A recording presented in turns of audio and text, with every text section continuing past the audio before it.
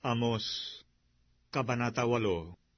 Ganito nagpakita ang Panginoon Diyos sa akin, at narito, ang isang bakol ng bunga ng tag-init, at kanyang sinabi, Amos, anong iyong nakikita?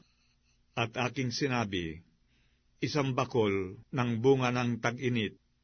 Nang magkagayoy, sinabi ng Panginoon sa akin, ang wakas ay dumating sa aking bayang Israel.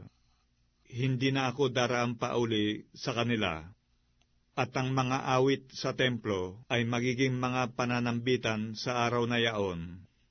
Sabi ng Panginoong Diyos, ang mga bangkay ay magiging marami. Sa bawat dako ay tahimik silang itatapon. Pakinggan ninyo ito, o kayong nananakmal ng mapagkailangan, at inyong pinagkukulang ang dukha sa lupain, na sinasabi, kailan daraan ang bagong buwan, upang tayo'y makapagbili ng gugulayin at ang sabat, upang ating mailabas ang trigo, na gawing munti ang efa, at malaki ang siklo, at gumawa ng karayaan sa magdarayang timbangan, upang ating mabili ng pilak ang dukha, at ng 2 paang pangyapak ang mapagkailangan, at maipagbili ang pinagbitayan sa trigo. Ang Panginoon ay sumumpa alang-alang sa karilagan ng Jacob. Tunay na hindi ko kalilimutan kailanman ang alinman sa kanilang mga gawa. Hindi baga manginginig ang lupain dahil dito, at mananaghoy ang bawat tumatahan doon?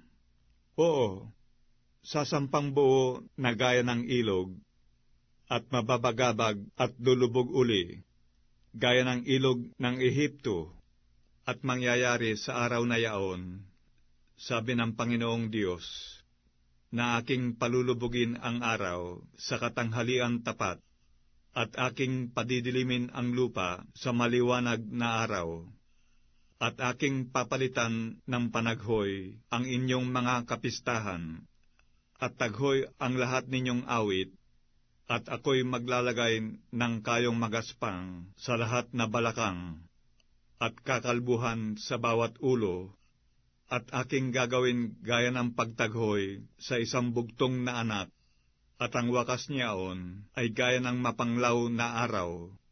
Narito, ang mga araw ay dumarating, sabi ng Panginoong Diyos, na ako'y magpapasapit ng kagutom sa lupain, hindi kagutom sa tinapay, o kauhawan man dahil sa tubig, kundi sa pagkarinig ng mga salita ng Panginoon. At sila'y magsisilaboy sa dagat, at mula sa hilagaan hanggang sa silanganan. Sila'y magsisitakbo ng paroot parito upang hanapin ang salita ng Panginoon, at hindi masusumpungan. Sa araw na yaon ay manglulupaypay sa uhaw ang mga magandang dalaga at ang mga binata. Silang nagsisusumpa sa pamamagitan ng kasalanan ng Samaria, at nagsasabi, buhay ang Diyos mo, O Dan, at buhay ang daan ng Beerseba.